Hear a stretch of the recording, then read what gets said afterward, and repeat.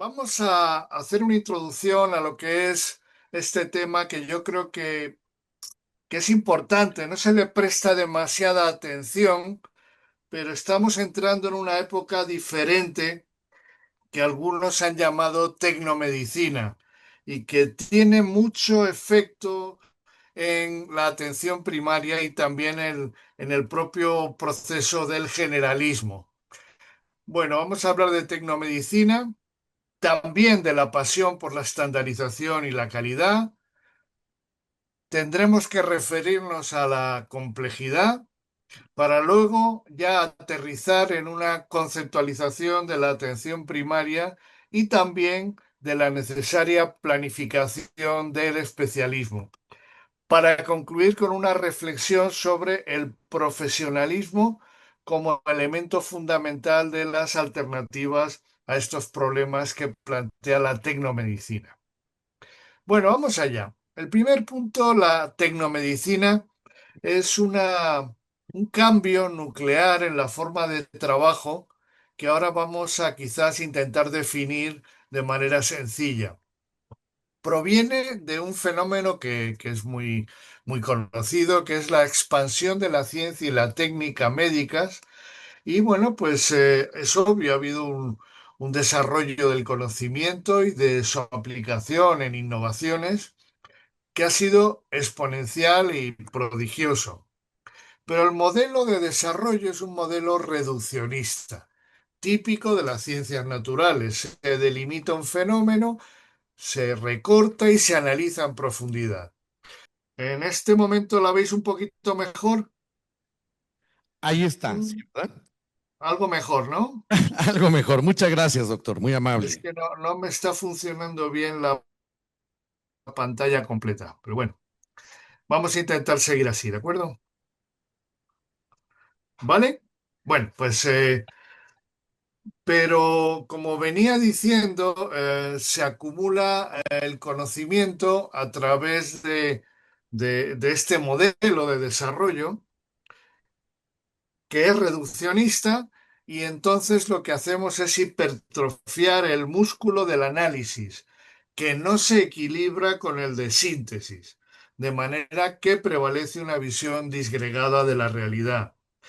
Y de esta forma, bueno, pues los avances que se van incorporando van cayendo de forma segmentada y están planteando problemas y retos adaptativos para la organización sanitaria tradicional. Bueno, como pone ahí, la innovación tecnológica se niega a quedarse confinada en los límites de la organización clínica y bueno, se nos escapa como el genio de la lámpara para hacer su propia vida en el mundo exterior. Tienen ahí una definición sencilla de este nuevo concepto de tecnomedicina, en la cual pues hablamos de un cambio en el equilibrio entre el rol del médico y de los instrumentos que tiene, donde hay una expansión en la importancia, la preponderancia, la visualización o la valoración de esos instrumentos en detrimento del componente interpersonal y de interacción clínica. Junto con las ventajas innegables de la evolución del entorno tecnológico, pues nos encontramos ante la posibilidad de que una parte de esta innovación sea disruptiva, es decir, esté alterando la organización y posiblemente y de manera muy especial la relación médico-paciente.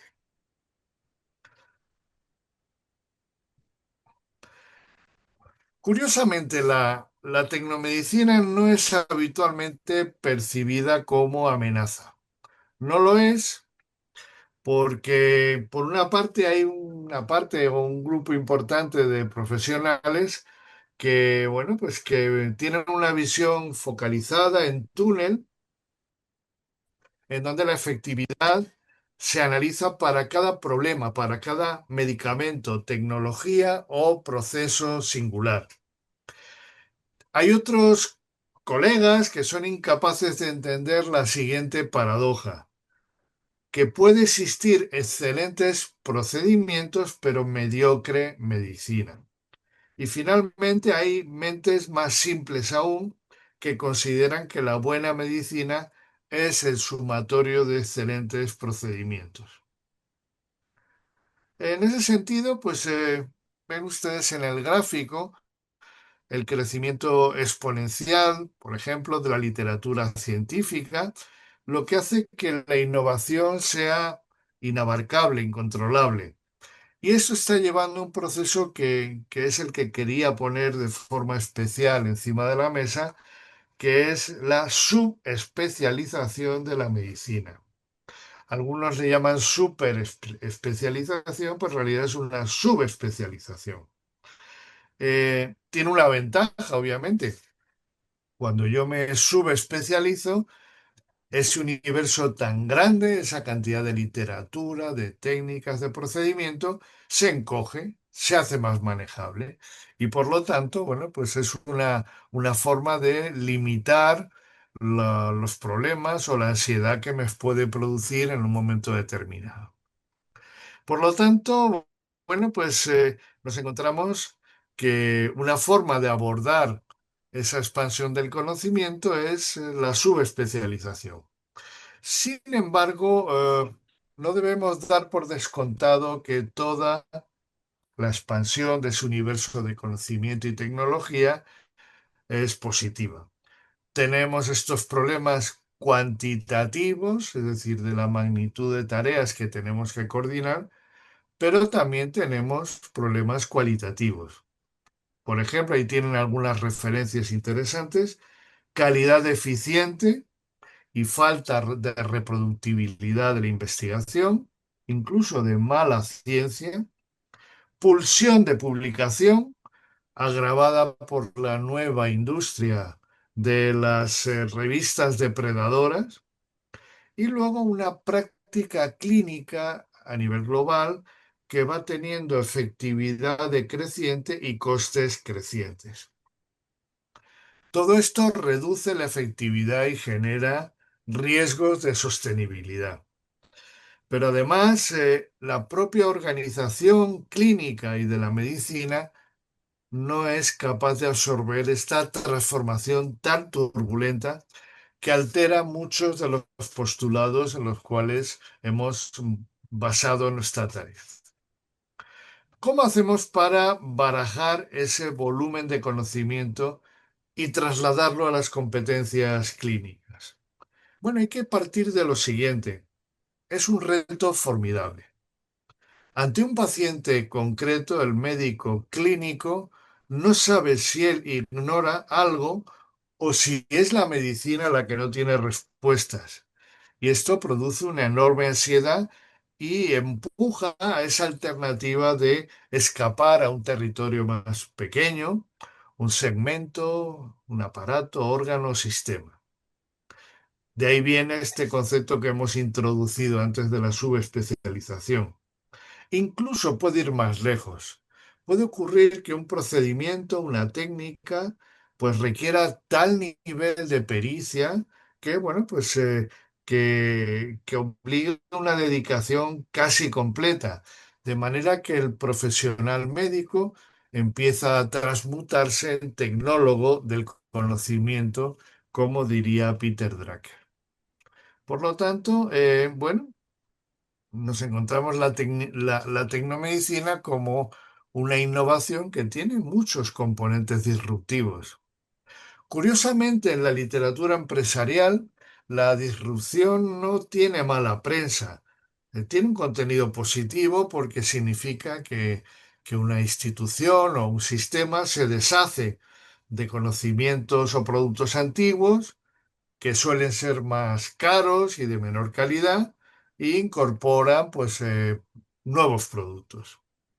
Sin embargo, en el ámbito de la salud no está tan clara esa, bueno, vamos a llamar visión tan positiva de la disrupción, porque primero, no es tan fácil distinguir la innovación apropiada en medio de esa gran marea de propuestas, de ideas, de productos, de tecnologías. Además, las innovaciones tienden a adherirse a diversificarse por aparatos, sistemas y patologías y aterrizan en las distintas especialidades, creando pues una tendencia a la disgregación y a un desacople de la organización. Y por lo tanto, las organizaciones empiezan progresivamente a cristalizarse no en torno a las patologías, sino en torno a las tecnologías. En la tecnomedicina actual de la posmodernidad, el clínico y también el paciente se adaptan y acoplan a a la máquina. Y es la tecnología la que tiende a redefinir el acto médico y disciplina a todos en torno suyo. Hay dos fenómenos, la verdad, parecidos, la fragmentación y la atomización.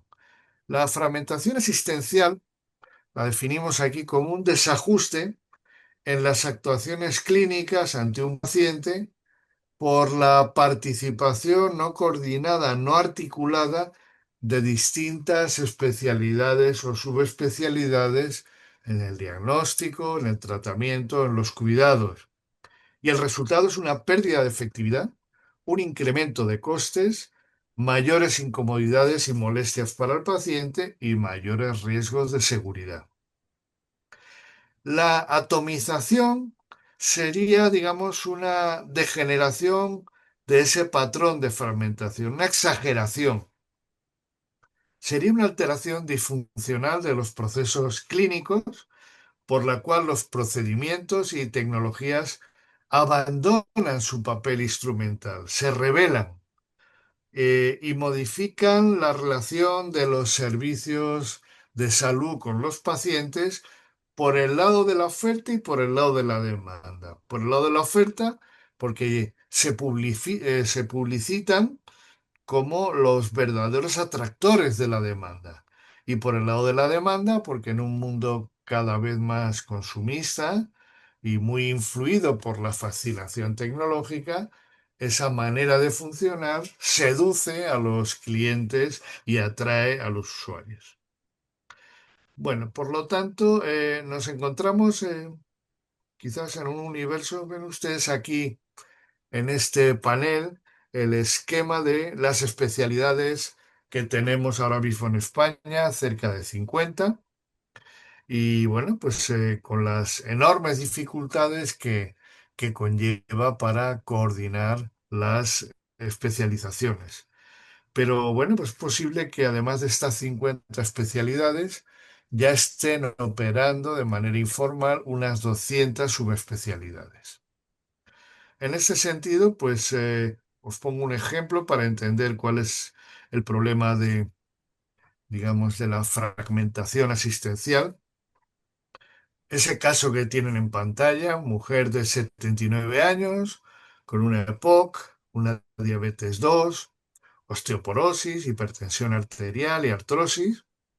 Y en un panel se buscaba cómo aplicar de manera estricta las guías clínicas mejores que existían. El grupo o el panel pues llevaba a prescribir 12 medicamentos en 19 dosis con 5 tomas y lo más importante, al hacerlo eran inevitables 4 interacciones. Por lo tanto, la mejor medicina creaba problemas cuando se focalizaba uno por uno los distintos problemas de salud o factores de riesgo. Es lo que decía este autor al observar las guías clínicas específicas para patologías, surge la cuestión de si lo que es bueno para la enfermedad suele ser lo mejor para el enfermo y no siempre es así. A ver, esta parte me interesa mucho destacarla. Fíjense cómo ha ido cambiando el esquema de trabajo. Eh, en la letra A, en la viñeta A, vemos aquí está el paciente, el médico de primer acceso, médico general, y tenemos un armario de distintos colores que es las herramientas diagnósticas y terapéuticas que tiene a su disposición. Y aquí detrás del armario tiene compañeros especialistas que pueden actuar de interconsultores para apoyar la atención al proceso terapéutico. RMT es la relación médico-paciente. Este modelo empieza a modificarse, pasamos de la viñeta A a la viñeta B, de manera que lo que ven ustedes aquí es que el paciente empieza a poder dirigirse a su médico de primer acceso o directamente a los especialistas que antes actuaban como segundo nivel. Además, aunque el armario de técnicas diagnósticas, terapéuticas y de cuidados está disponible para todos, lo cierto es que empieza a ser, digamos, a aproximarse a cada uno de los profesionales. Entonces, bueno, como ven aquí los problemas de coordinación empiezan a aumentar, ¿no? ¿Puede empeorar? Pues sí, es la letra C, como imaginan. Aquí vemos que las tecnologías, el armario se coloca por delante y es el que atrae la atención, el que guía la demanda del paciente hacia los distintos profesionales. Por lo tanto, aquí se produce una demanda directa, los profesionales empiezan a transmutarse en tecnólogos del conocimiento y esto es lo que nos va llevando al modelo de atomización que antes hemos comentado. La fragmentación de la medicina nos habla de la compleja conciliación entre especialización e integración. Y para hacer compatibles, o por lo menos reducir el antagonismo, hay que aprender a especializarse, pero con algunas cautelas. Primero, reduciendo los grandes incentivos a ser cabeza de ratón y no cola de león. Hoy en día, escaparse al ámbito de las subespecialidades es muy rentable. Primero, desde el punto de vista cognitivo, te quitas muchos problemas. Si yo en vez de ser, ¿qué diría yo?, ginecobstetra, me convierto en menopausiólogo, mi vida se hace más sencilla. Pero además, si hay incentivos de medicamentos, tecnologías, sociedades científicas, conferencias, cátedras, revistas, publicaciones, pues es una senda muy beneficiada. Otros aspectos, no voy a incidir tanto en ellos, es limitando la posibilidad de que la oferta induzca demanda. Y es un tema importante porque una vez que nos hemos subespecializado, una vez que hemos puesto en nuestra puerta del hospital el rótulo de un área de la especialidad, lo habitual es que queramos justificar con demanda suficiente que tiene sentido nuestra segregación. Y por lo tanto es bastante fácil que haya, digamos, un proceso de uso excesivo e inapropiado. También mantener abiertas las rutas de repliegue hacia especialidades y troncos formativos. Es decir, necesitamos que, bueno, pues que un subespecialista pueda retornar a la especialidad madre.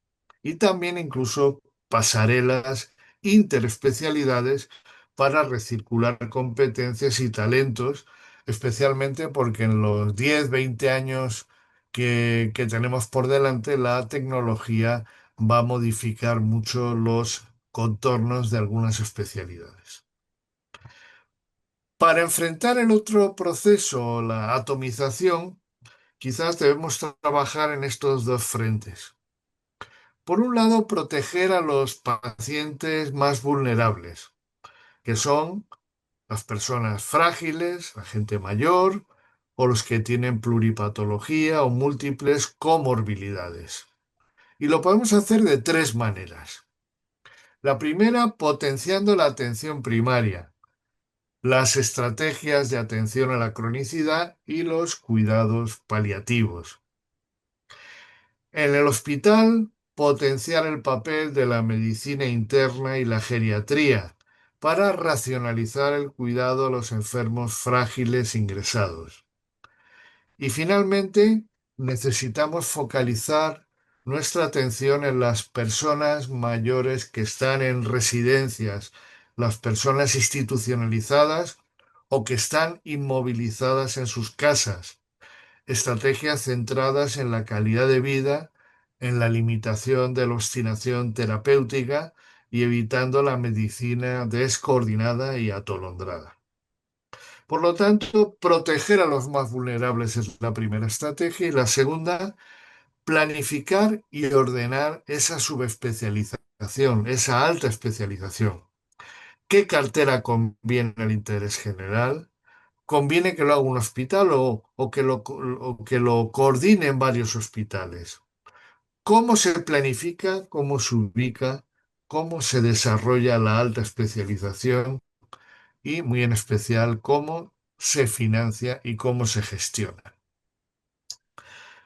Pasamos a otro tema que tiene mucha relación con lo anterior, la pasión por la estandarización y la calidad. Bueno, no sé, aquí podía haber una cierta contradicción, pero bueno, yo creo que en este momento la dosis de estandarización que era importante en los años 90 quizás está o puede ser tóxica en algunas aplicaciones. A ver, empecemos. La calidad científico-técnica es el núcleo duro de la medicina científica. No voy a insistir, pero esa calidad tiende a una fuerte normalización. Por lo tanto, tiende a ordenar la lex artis, la forma de funcionar de manera muy estructurada. Pero la calidad interpersonal o relacional, que también es muy importante, curiosamente tiende a lo contrario, tiende a la desnormalización porque nos conduce a un ajuste personalizado a valores, visiones y preferencias de los pacientes. La estandarización nos seduce en las sociedades actuales. A los gestores de los hospitales o de los servicios de salud, porque el management, la gestión, proviene del mundo industrial, que es donde realmente la estandarización, las cadenas de producción han tenido digamos, su mayor éxito. Pero también a los profesionales les seduce mucho, especialmente a los profesionales jóvenes, porque hace aparentemente manejable la complejidad. Como pone ahí, los médicos tienen el enigmático privilegio de concebir el mundo de forma ordenada y racional para luego actuar de forma anárquica e intuitiva. Afortunadamente, porque esto salva a los pacientes y permite consolidar una relación médico-paciente humana y adaptativa. Pero también a los pacientes les gusta el aroma de la estandarización. Disipa incertidumbres, apuntala la confianza en los médicos, en la medicina y en el sistema sanitario. ¿Cuál es el problema entonces? Bueno, pues no podemos negar las ventajas de la estandarización, asegura una calidad de mínimos, favorece la delegación a otros profesionales y promueve una mayor eficiencia en el uso de recursos. ¿Por qué? Porque sigue sendas predecibles y organiza la logística. Hay algunos que además lo defienden apasionadamente, pues los estandarizadores, los que, bueno, pues influyen en puntos críticos para sesgar decisiones.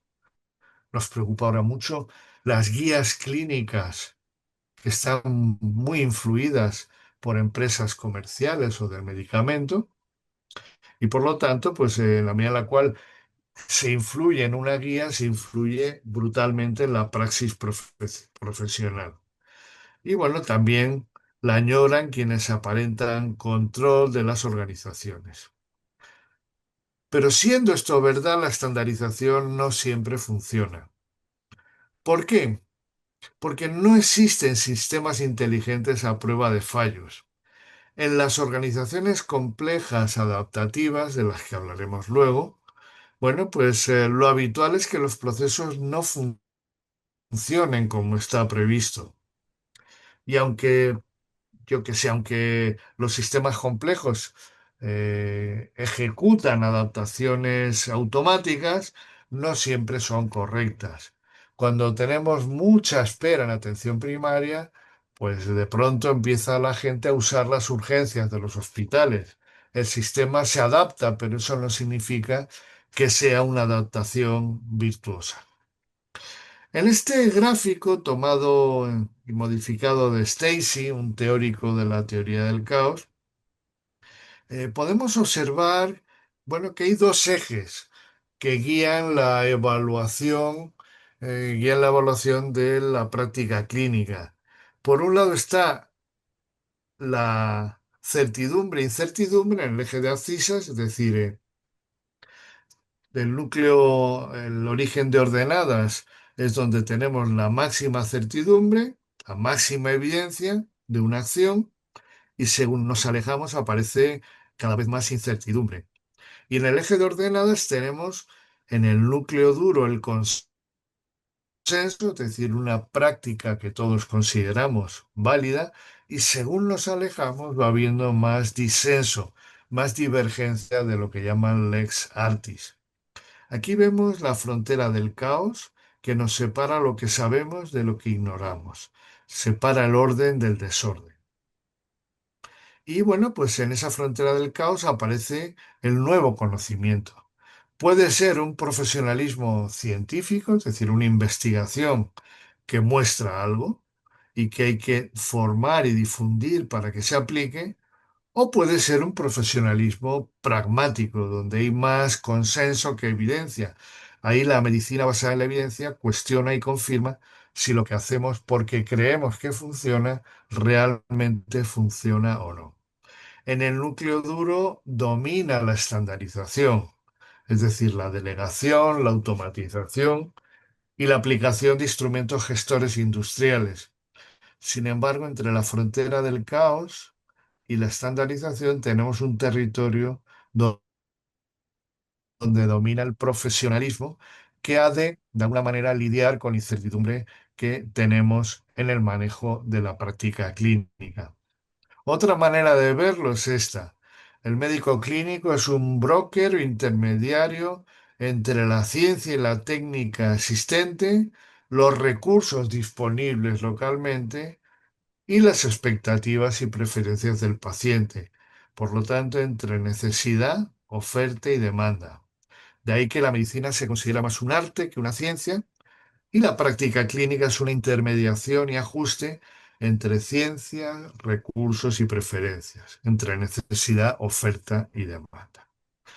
Como ven, voy dibujando un esquema que complica un poco el modelo lineal, pero yo creo que es importante para entender a qué nos dedicamos en la práctica clínica. Y deberíamos de ajustarnos a estas calidades que hemos hablado antes. Por un lado, la evidencia y consenso profesional, como hemos visto antes. La medicina basada en la evidencia es la columna vertebral de nuestra práctica. Pero luego tenemos que hacer al menos dos ajustes. Un primero a las características biológicas, psicológicas, sociales del paciente y a sus comorbilidades. Por lo tanto, edad, sexo, fragilidad, capacidad para comprender y decidir, contexto socioeconómico y familiar y otras patologías concurrentes. Pero no solo hay que ajustar en este ámbito, hay que ajustar también a lo que el paciente siente, vive, opina, sus preferencias una vez que está adecuadamente informado. Esa es la verdadera medicina personalizada. Y fíjense, cuando la visión del paciente es muy divergente de la del médico, nos toca responder con extremo respeto y empatía.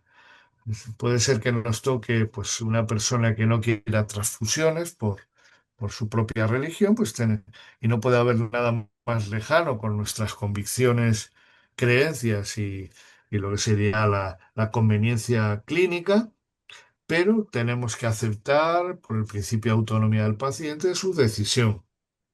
La ética de la negativa, en el sentido contrario, cuando un paciente quiere que le hagamos algo que la ciencia nos recomienda o no permite, la ética de la negativa obliga a utilizar un guante de seda, aunque dentro esté una postura muy firme, una mano de hierro.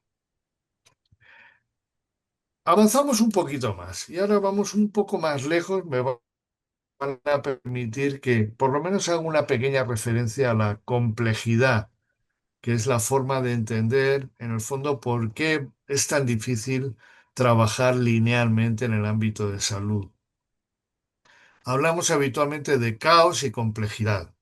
Por lo tanto, aunque no sean exactamente lo mismo, esto no voy a incidir en ello, nos encontramos que el caos y la complejidad pues plantean grandes dificultades.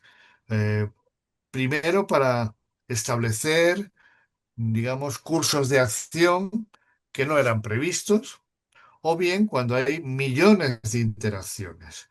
Pongo un ejemplo que es más sencillo.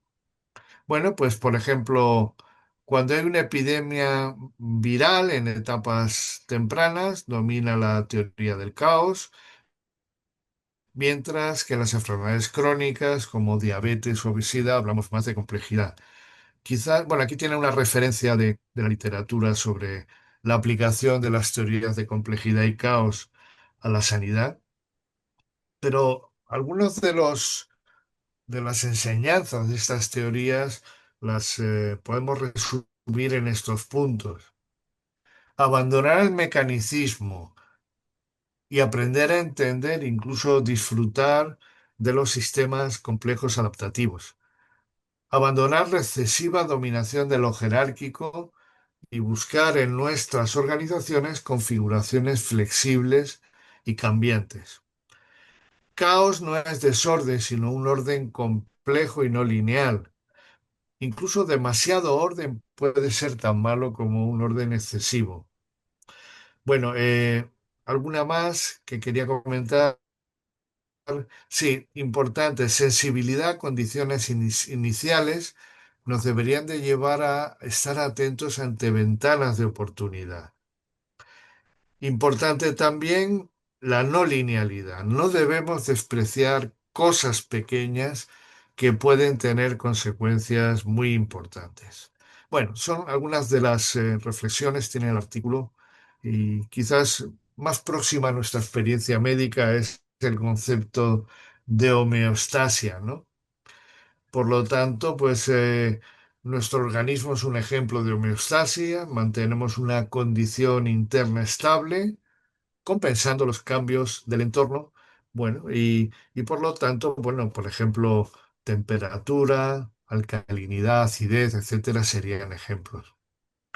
Y aquí es donde lo podríamos aplicar. Fíjense, esta es la famosa pirámide de Kaiser permanente, que la podemos relacionar con este concepto de homeostasis.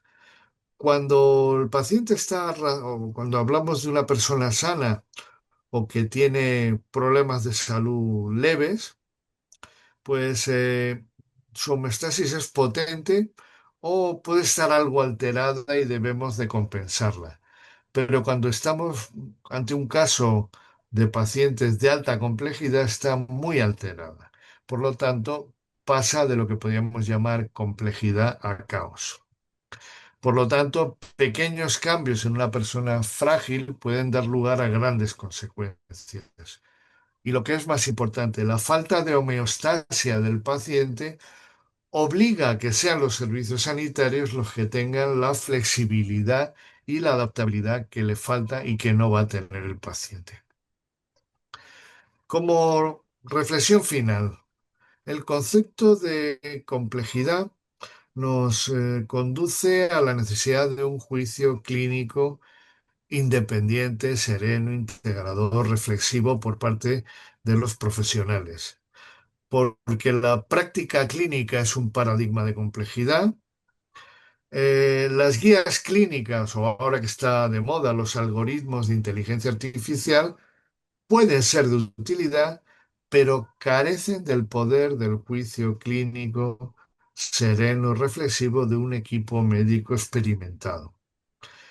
Y bueno, pues más importante que lo anterior casi es que para que ese grupo profesional reflexivo, sereno, funcione bien, tenemos que liberarle en lo posible de presiones e influencias económicas, políticas, mediáticas, gestoras o comerciales, de manera que orienten el curso clínico satisfaciendo los conceptos bioéticos de beneficencia, no maleficencia, autonomía y justicia.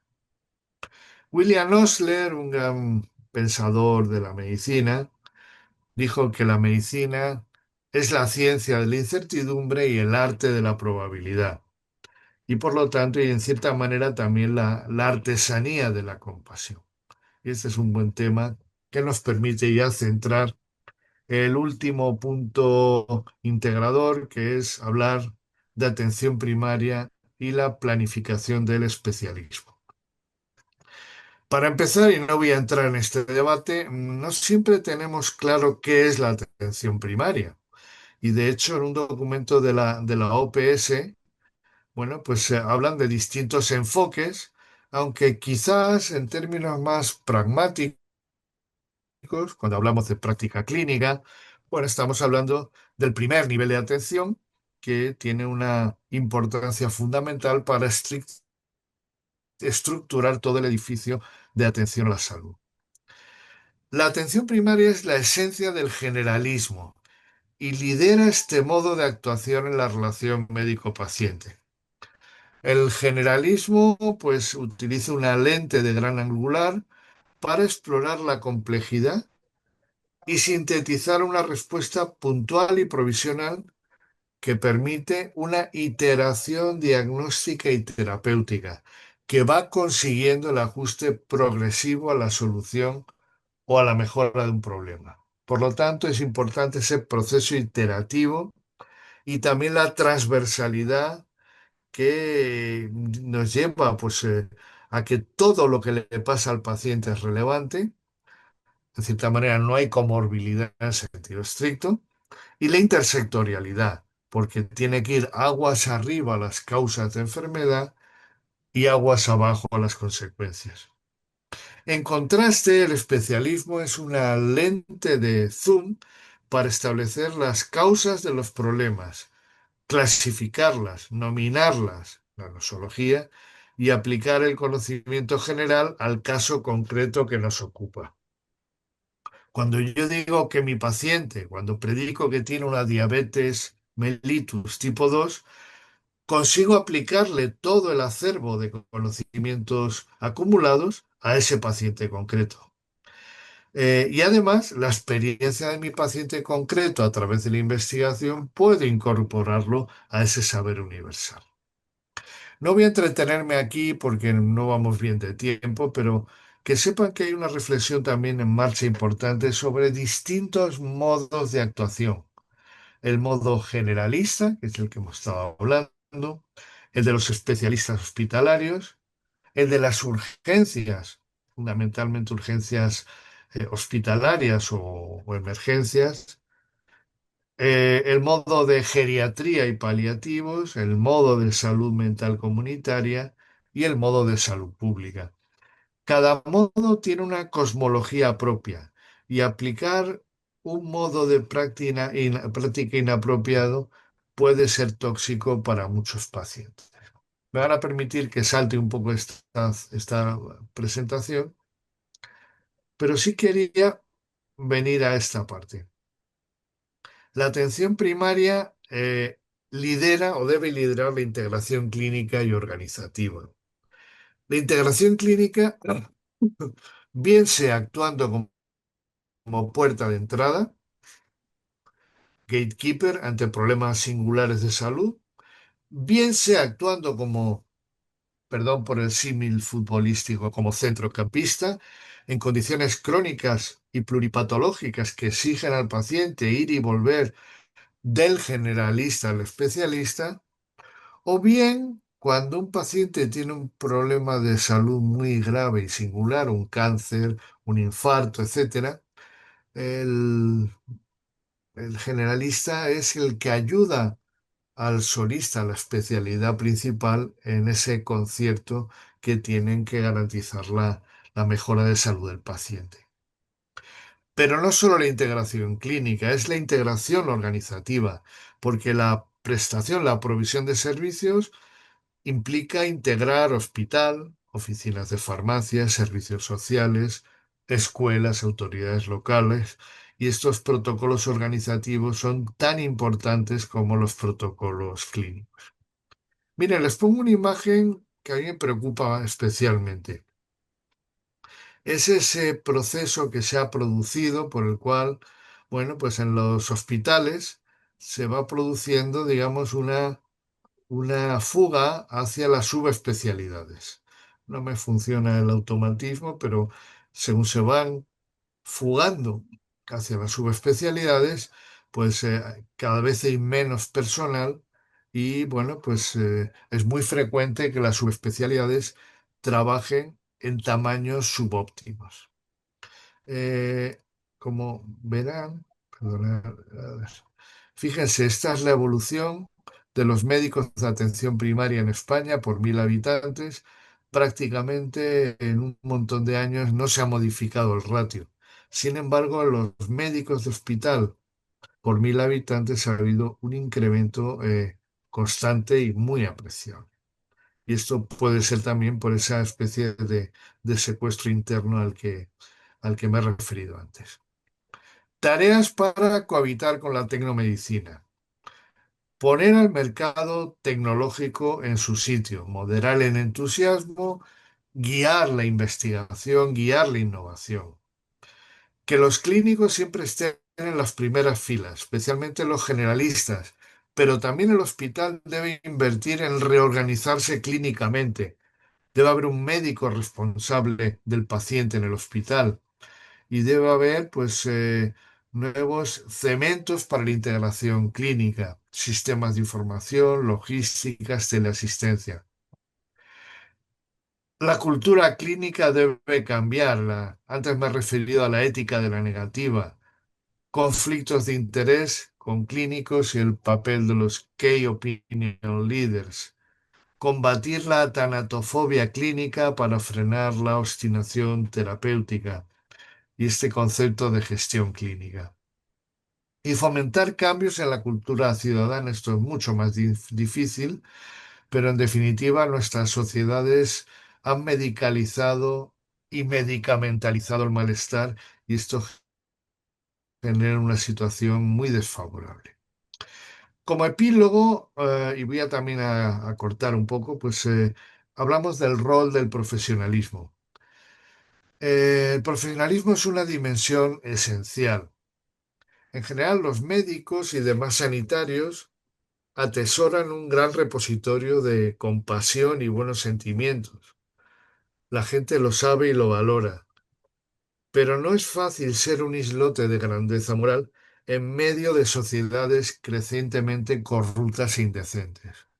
Por lo tanto, una tarea del mundo sanitario, de la corporación clínica y médica, es crear burbujas de, de excelencia moral para protegernos de un entorno que no lo es. Junto con esto, pues, bueno, pues tenemos la necesidad de entender cuál es la arquitectura de los problemas de conflictos de interés que lo tienen ustedes en la pantalla. Mira, en este momento, tanto la Big Pharma como la Big Tech, como la Big Food, influyen en un grupo pequeño, lo que llaman Big Dogs o Key Opinion Leaders, y este grupo pues concentra el poder académico, asociativo, editorial, jerárquico, clínico, y a su vez son apoyados con conferencias, cursos, premios y honores. Bueno, pues los Big Dogs son muy influyentes en los, vamos a llamar, Normal Dogs. Han aparecido también los Big Patients, asociaciones influyentes de pacientes muy fáciles de instrumentalizar y que presionan al gobierno, pues por ejemplo, para legalizar o regular medicamentos, tecnologías. De alguna manera, siguiendo a Spencer, dice que si los médicos normales siguen a sus líderes naturales, influyendo en unos pocos, se puede gobernar a todos de forma eficiente. Y ese es el problema que tenemos de fondo, y por eso es tan importante hablar de conflictos de interés y que las autoridades públicas limiten o mitiguen estos conflictos. Bueno, vamos a voy a acabar con esto que me ha parecido siempre muy inspirador. No sé si recuerdan, Cochrane, Archibald Cochrane, era o ha sido un poco el padre de la medicina basada en la evidencia. Cochrane era un médico muy joven que participó en la Segunda Guerra Mundial. Le tomaron prisionero bueno, y le pusieron como prácticamente único médico en un campo de concentración alemán. Tenía pocos medicamentos, poca tecnología y pocos conocimientos, como él mismo confiesa. Y esta es de sus memorias, dice: los alemanes soltaron en el barracón a un joven prisionero soviético. La sala estaba llena y le ubiqué en mi habitación, ya que estaba agonizante y chillaba. Y yo no quería que despertara a los demás pacientes. Le examiné. Tenía grandes cavitaciones bilaterales y un grave roce pleural. Pensé que esto último era lo que le causaba el dolor y le hacía gritar. No tenía morfina, solo aspirina y esta no hacía ningún efecto. Me sentía desesperado. Yo casi no hablaba ruso y nadie sabía hablarlo en la sala. Al final y de forma instintiva le senté en la cama y le abracé. Y los gemidos pararon al momento. Murió apaciblemente entre mis brazos unas pocas horas después. No fue la pleuresía la que le hacía chillar de dolor, sino la soledad. Fue una maravillosa lección sobre atención al moribundo, dice Cochrane. Me avergoncé de mi error diagnóstico y mantuve la historia en secreto. Esa es la grandeza de la medicina, lo que difícilmente van a entender los modelos lineales, los protocolos y mucho menos la inteligencia artificial. Muchas gracias.